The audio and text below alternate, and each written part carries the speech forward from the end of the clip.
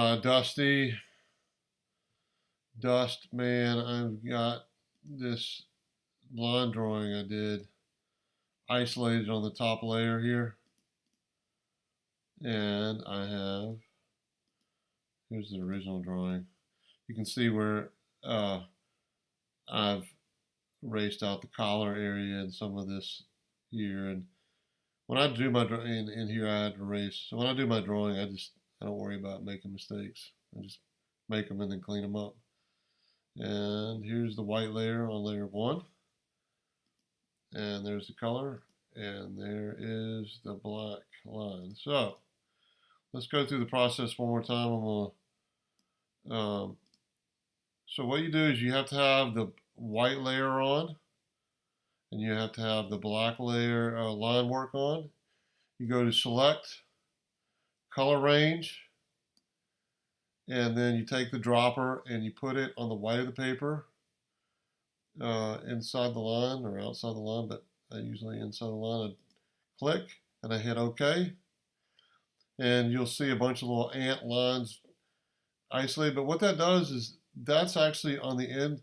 So we've selected this area, but what we want to do is we want to tuck that area in behind the black line. So right now it just goes up against the black line, so we're going to select, modify, expand, and I'm going to do 3 pixels and hit OK. And what that did is that expanded that area that we had selected, and so in essence now that shape is going up underneath behind the black line, if that makes any sense.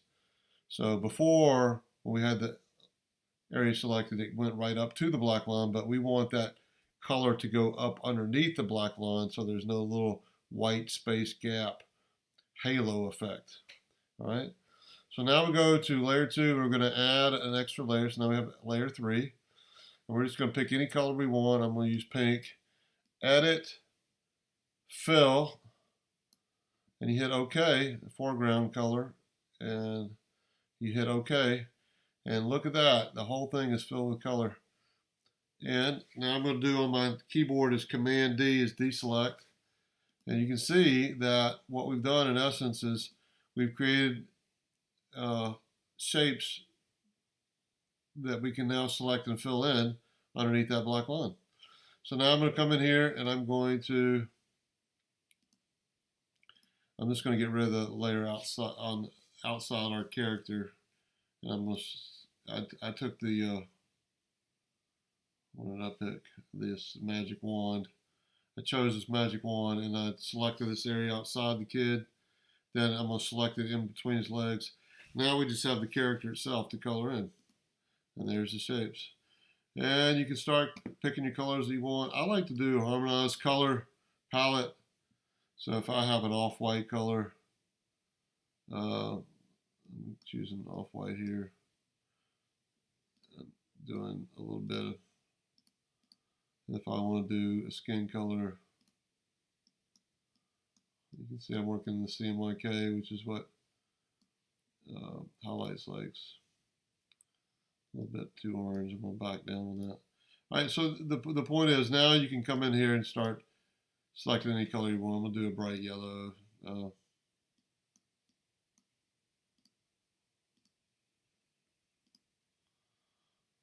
Maybe a little brown.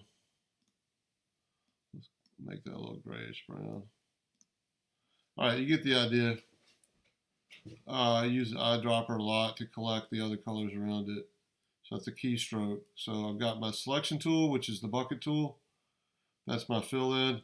And then on my keystroke, I'm hitting the Alt button or the Option button, and I can pick, say I want to pick this brown here. I just hit my Alt button on my keyboard, select that brown, and then I can add it elsewhere. Select the yellow, add it here, whatever. All right. Anyway, Command Z that. Let's see what we got here. I use Command Z a lot when I'm not happy with the color. Here we got the background color, line work on the top. That's the line work. Then we got the color. And then we have the layer 1 is the white. And I like to keep it simple like that. I guess I'm going to go ahead and throw this in. If you wanted to add the shadows, which I do not recommend, it's going to add a lot of time to your projects. I see that you're doing that. I'm not really crazy about it, and this is why. Because you have to go back and do that for everything. Let's say we want to add a shadow on the glove, okay? So I've got the layer of 3. Now here's layer 4. And so I want a little darker brown. I can come in here and create a little darker brown. And I can draw that shadow in. Then I have to come back here and I have to carefully erase. Yeah, that's no fun. It just takes forever. And then this thing is blown down really small. And it's probably seen in the magazine like this. And can you really see that shadow anyway? I mean, I guess you can, but all that extra work and you don't get paid any extra money. Your call, brother.